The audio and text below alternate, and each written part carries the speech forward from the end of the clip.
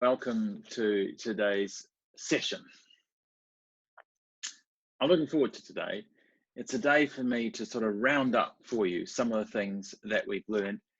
And I'd like to also to remind us of some of the key aspects of teaching a student effectively how to be a better writer. We've covered a lot in the past 4 weeks of these webinars, everything from paragraph writing for students beginning right through to advanced structures, to designing tasks on the tool, to giving feedback, to using visual stimulus, all manner of things. And now we face the classroom. What have we got at our disposal as a teacher, and what should we hold uppermost in our mind? And it's with those sort of questions I'd like to do a couple of things today. Remind you of some of these things, and also to look at some of the key features in Writer's Toolbox that can help you in the classroom. So first, without any further ado, today's daily challenge is, let's have a look.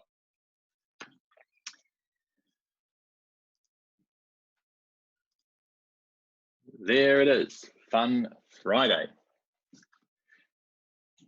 Fruit wasn't Chen's favorite food, but how could he let Mum know? Cast your tail and somehow squeeze in banana. Well, that's going to be easy. Shoes, a little bit more challenging. Cheese, belched, and eyeball. I'm sure you will manage it with ease. But here's a thought, and so do it. Your students are enjoying these, and I'm thrilled. But you do them too. As a teacher, grasp the opportunity. You see, it's not just about them doing it. It's about you entering into the spirit of this as well. And as they see you take these things on, their spirits will be lifted. See, writing instruction, as I said before, writing instruction is not just about the teacher instructing. It's about you giving the student a sense of it's possible. And part of that journey is we craft and we learn together. So you do the daily challenge, as they're doing it, and have some teacher-student write-offs. Find who's the best in your classroom, because it won't be you half the time. But let the kids enjoy the fun of that, and they'll see, gosh, like if Mr. Smith or Mrs. Brown is struggling or stumbling with spelling like Dr. Hunter does, that's okay. I can write too. I can do it too. It'll be part of the fun and part of the greatness of it. So here's the next thought. And it's one that I think I said at the outset, but it has characterized my teaching now for a long time. I think it's very important, and we talk about visible learning. I know we do. And you have learning objectives and waltz and whiffs and wherefores and all sorts of things that you do at the start of the class, and those things have their place. But don't lose the other side as a teacher, because there's always been, for centuries, two sides of that equation. Teaching is not just about using the visible. Teaching is an art also, where you master the invisible as well. And we don't just teach through making things explicit. We teach also through at times strategically making things not revealed and not shown, in order to take the learner with us on a journey that is not merely cognitive, but where we maximize the emotions at the same time. And what am I talking about? I'm talking about what Piaget was on about with discovery learning. And I'm a big fan of this. I'm a fan of probably what I would call engineered discovery in the classroom. You don't leave it to happenstance, which was largely Piaget's hope, and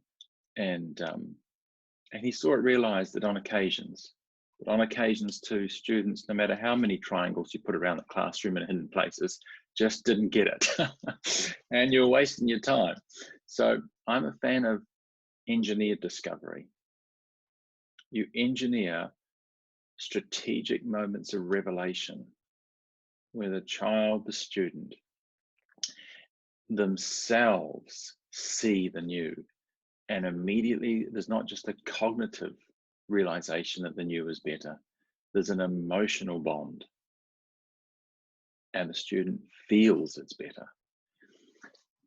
And in terms of knowledge transfer, we start to see this wonderful stickiness that we sometimes talk about. You know, these things actually stick, they adhere, they get stuck somewhere down here, and the student just doesn't know it cerebrally, they get it. And I think those moments in the classroom, as I sort of look back across my career, and some of you have been doing this a lot longer than me, I think those moments often are most strongest when we engineer discovery. We don't just stand up at the start and say things plainly. So I'd like to show you how you can do that in your classroom and encourage you a bit as well. Learning objectives are great. Often the people who actually needed to think through those are us. The children didn't need to know them. Sometimes you should ask at the end, not at the start, what you've learnt this lesson. And what the child says should be what was on your piece of paper, even though you never told them. But that's another webinar. So let's have a look, and let's have a look at how you can do some of these things in Writer's Toolbox. And also, I'd like to just refresh your minds a little with some of the things that are there for your classes. So enough chatter, Hunter, into it. Here we go. Thank you, Chen. Move on up. The first thing I'd like to do is just remind you about this portion of the site. Don't forget, it's there. In the writers, yes, there's things to do, paragraphs and novels and stories and poetry and reports and all that, and there's sentences. The sentence builder, the sentence is where it all starts. Not with words, but with sentences. To say the thought, remember I said many sessions ago, the sentence is the thought surfaced. The child needs a way to surface these thoughts. They need the sentence, not the word. They need the sentence first. So sentence build is a great way to do that, because you can pick a sentence style, have a go. And here we are in the midst of sentence builder. I can start with a preposition followed by a comma. The sentence builder, don't forget, takes the sentence and teaches it in the chunk, which gives this child faster syntactical maturity. We've tested this with kids. We know it. We've known it for decades, actually.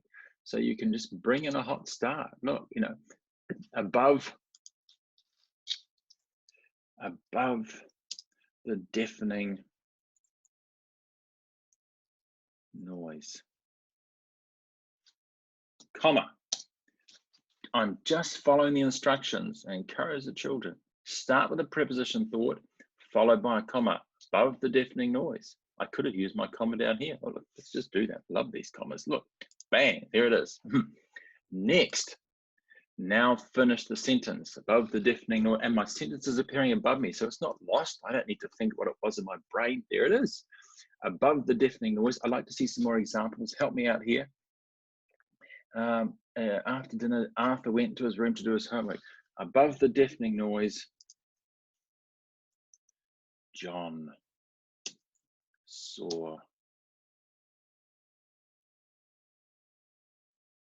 his salvation. Finish. And there it is, like a little logbook. Your student sentences are saved here and they appear one after the other. So I could do an ED start. Let's crash one of these. SED phrase, buried in the sawdust, the blocks of ice would not melt in the hottest summer weather. That's from Farmer Boy. That's quite nice, isn't it? Excited. You know, I'll grab one of those. Excited. See that? I can just click on them. I don't even have to type the things. Excited by his new found toy.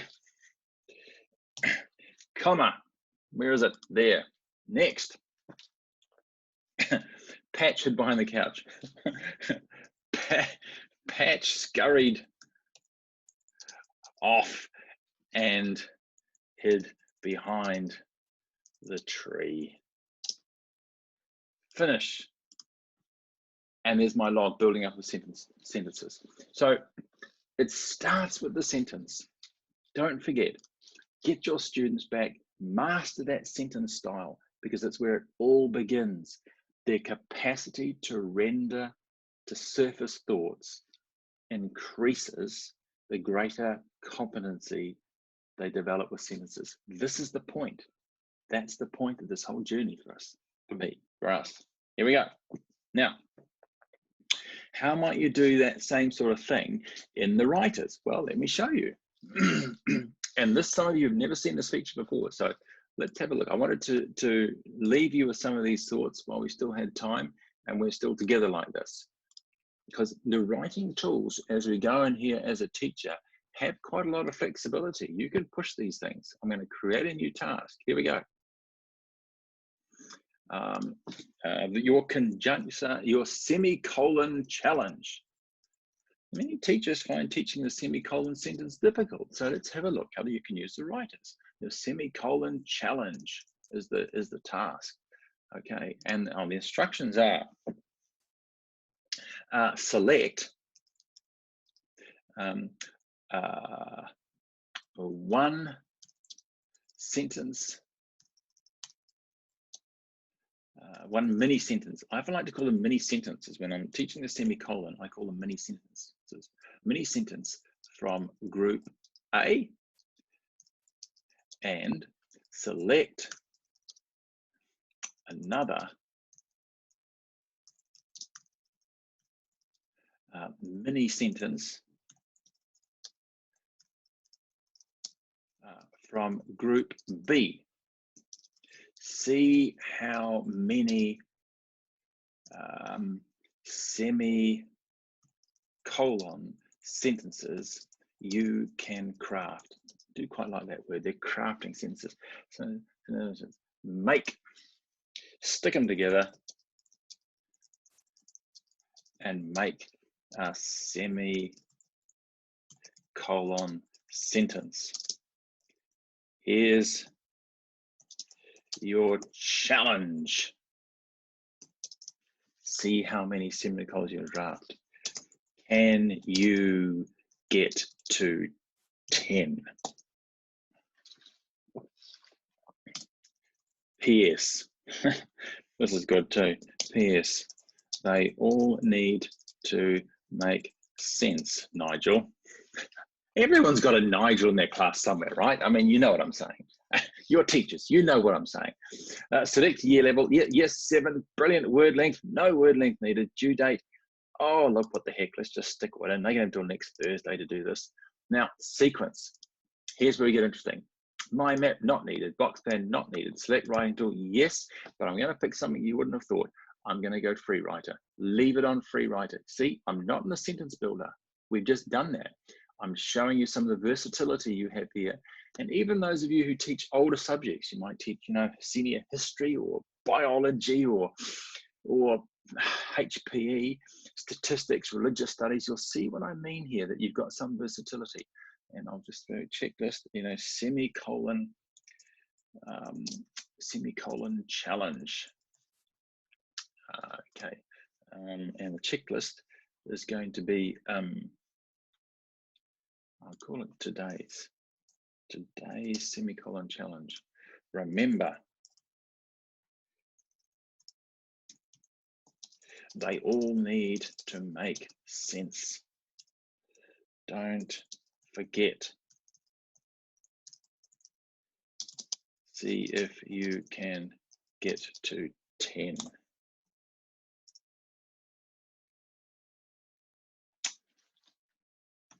Let's do a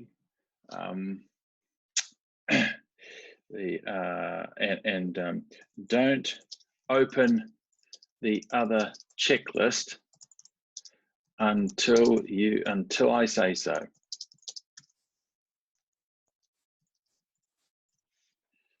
show you what I mean by that in a second. Because that was back to first checklist. Here's a second. And the title of this is Do Not Open Until I Tell You. All right, extra for experts. This is a little extra for experts. Now, see if you can use any of these.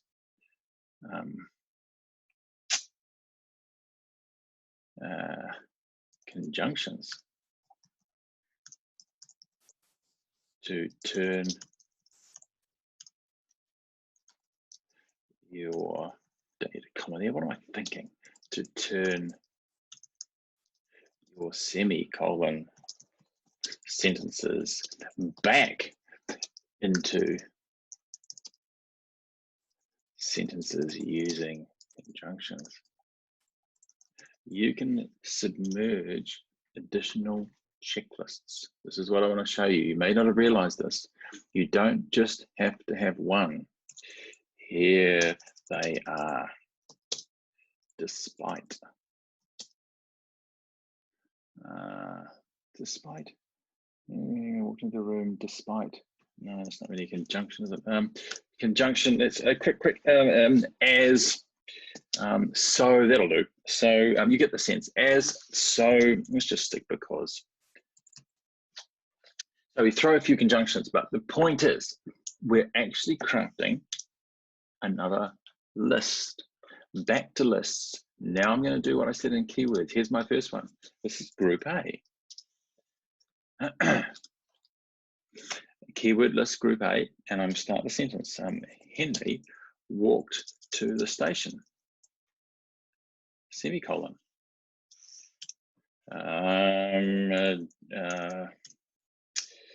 Sally saw her friend looking out the window. Semicolon. It was a difficult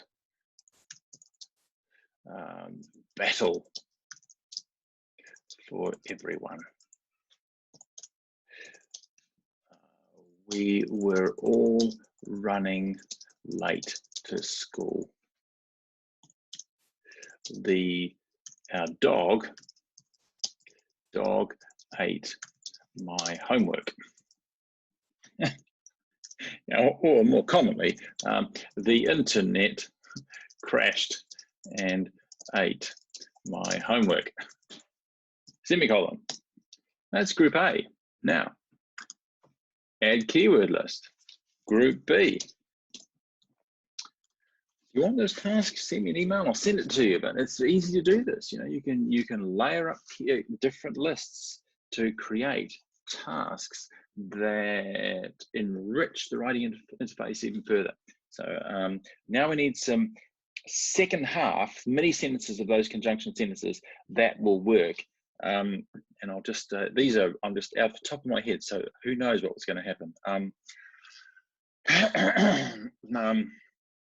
We were all frustrated. Remember, the second half of the semicolon always needs to be a mini sentence in itself. It can't just be half a sentence, it needs to be the full thought. The boys were late again.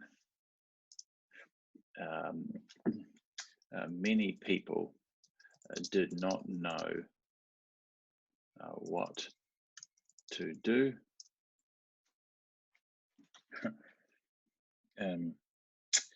Rover was a very naughty pet. My little brother was the worst little brother anyone could ever wish for.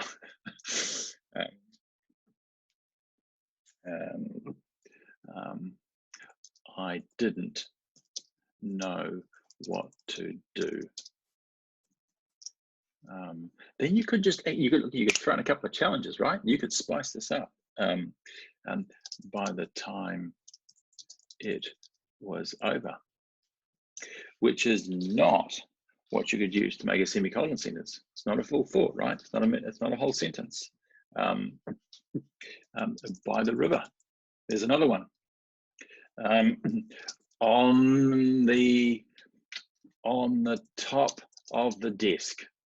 See, not a sentence. Can't use that to write a semicolon sentence. But let's throw it in. Let's mix it up for the kids.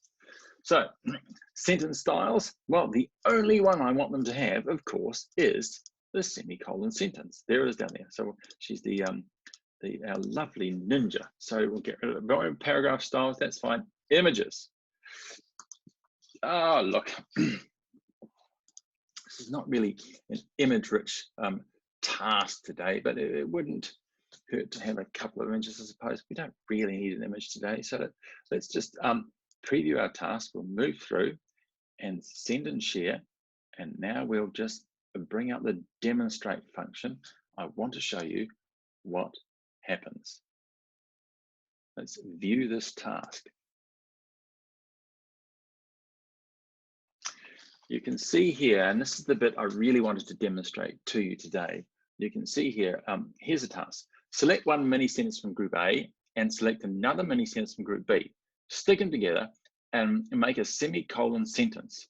Here's your challenge. See how many semicolon sentences you can craft. Can you get 10? P.S. They all need to make sense, Nigel. Right. Over here, my keywords, I have group A and I have group B because I've created 2 keyword lists. I can click open group A, and remember the wonderful thing of these keyword lists is if I type that, watch this, if I type it, I can type Henry walked to the station, semicolon, and look what happened to my list. Writer's Toolbox has recognized you just typed what's there. You've done it, well done. Or I can, I'll just give it a bit of space, I can just click on it, so, right? Space, a couple of return keys. We're all running late to school. Yep, brilliant.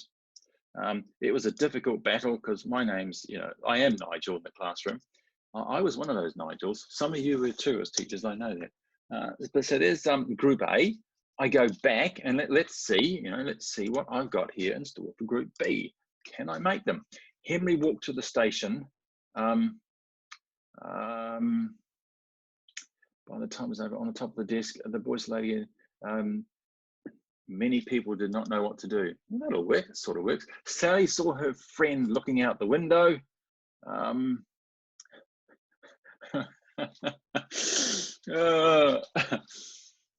Many people did not see it. Look, there we go. It's a semicolon sentence. We were all running late to school. Oh, look, brilliant. Look, we were all frustrated. Lovely semicolon sentence, brilliant. I don't know if I'm going to get to 10. It was a difficult battle for everyone. We were all frustrated. Our dog ate my homework. Rover was a very naughty pet. The internet crashed and ate my homework on the top of the desk. See? Nailed.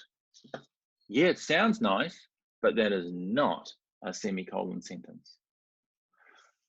And so the kids can have some fun using this. You see, you can mix up the tasks by using multiple keyword lists inside Writer's Toolbox. It's not just, the lovely thing about these keyword lists is, it's not just words. Yes, you can use them for expanding the student's knowledge of subject language or building vocab skills. But as you've just seen, you can actually put whole chunks of sentences in there to teach sentence styles, even to teach paragraph construction to students who are slightly more advanced, who are slightly older, and once they've got the sentence, mixing up their style of the activity as well. So let's just go back. We haven't finished yet. Almost, we haven't finished. Because down here, remember I said 2 checklists. First one there is today's semicolon challenge. And I've got, yes, they all make sense. Yes, I've done that. No, don't forget to see if we can get to 10. Brilliant. Don't open the other checklist until I say so. Right, when my teacher said yes, my all made sense. I can tick those things off, but I'm going to go back now. Teacher says, I can open this. All right. See if you can use any of these conjunctions to turn them back into sentences using conjunctions. Oh gosh, okay. As because so, and now the student can actually work on whatever you put here in the extra for experts.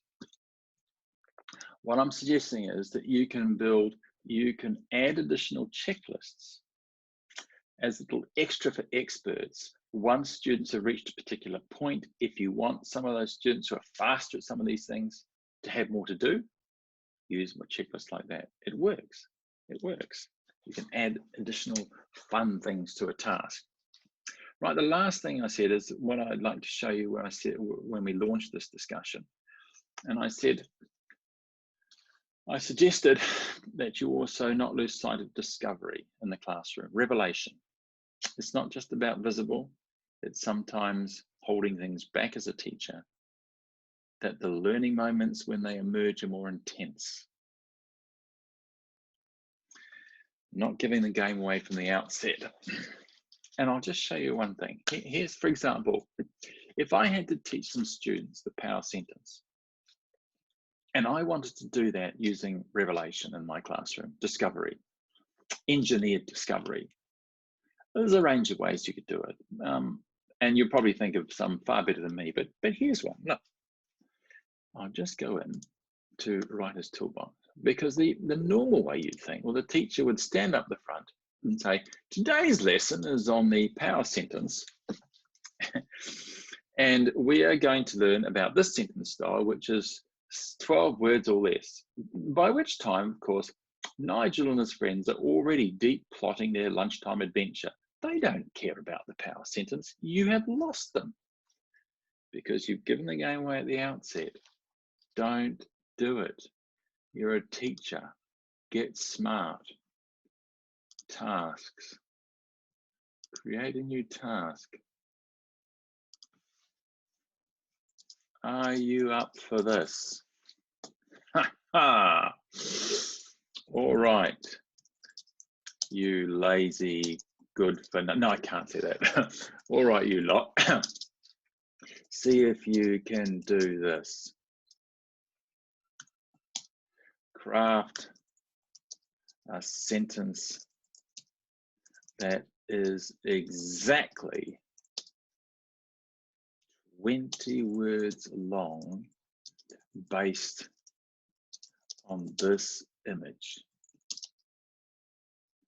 Not 19 words, not 21 words, Nigel,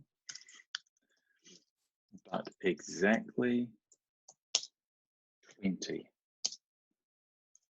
Go. I'm going to go to my sequence. I don't need that. Don't need that. Writing tools. Free writer. Yeah. Why not storyboard writer?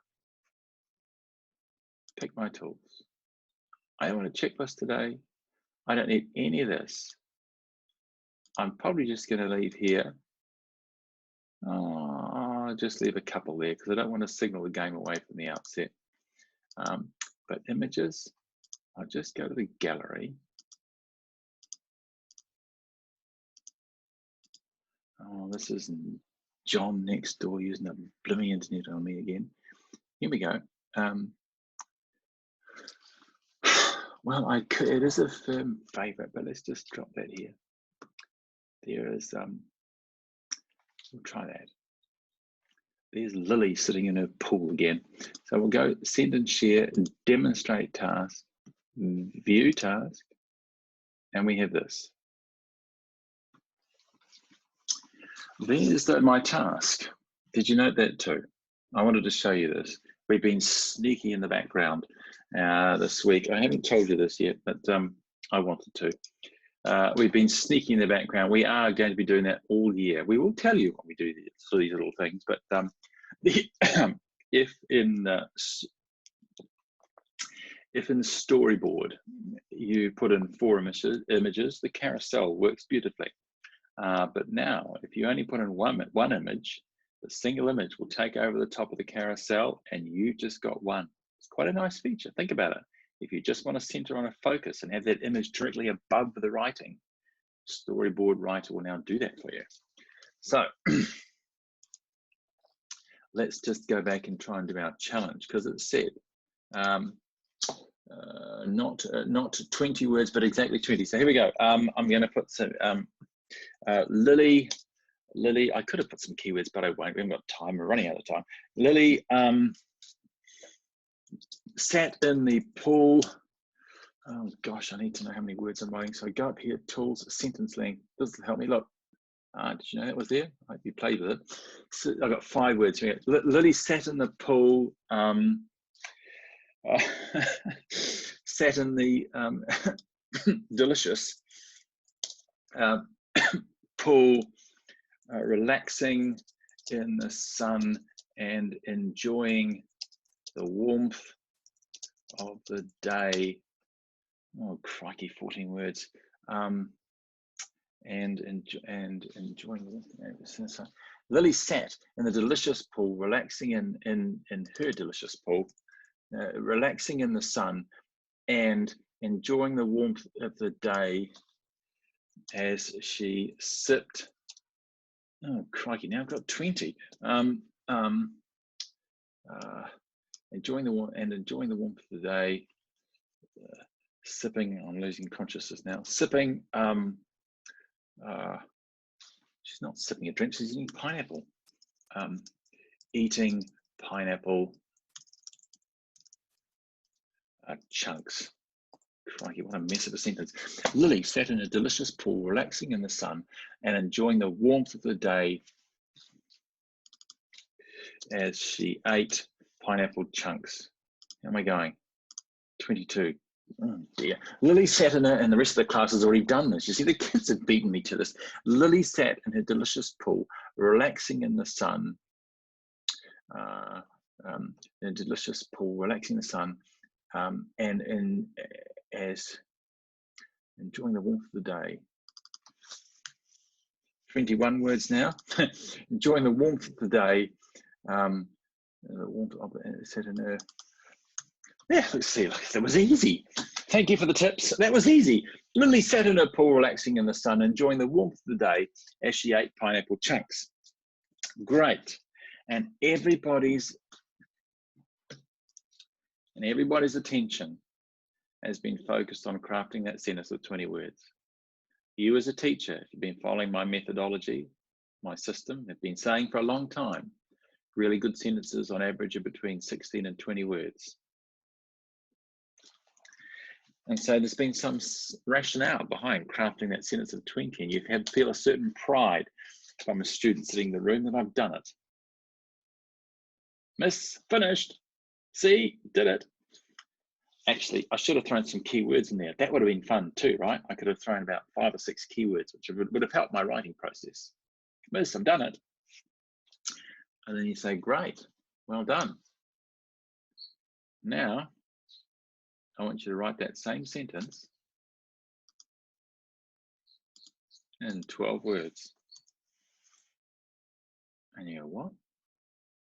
Stuff me.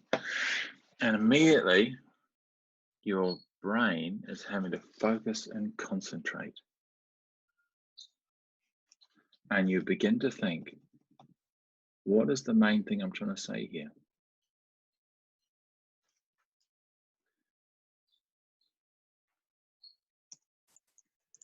Lily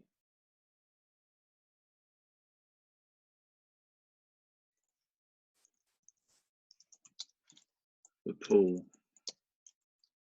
was the best place to eat pineapple chunks.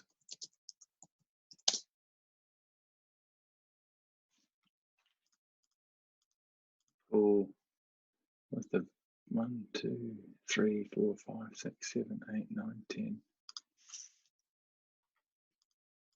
The pool was the best place to eat pineapple chunks.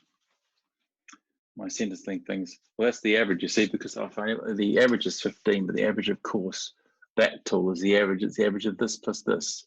But I can count here 1, 2, 3, 4, 5, 6, 7, 8, 9, 10. And I've hammered the thought. I'll have another go. Best place to devour pineapple was always 1, 2, 3, 4, 5, 6, 7, 8 lying in the pool. 1, 2, 3, 4, 5, 6, 7, 8, 9, 10, 11, 12. And boom, there it is.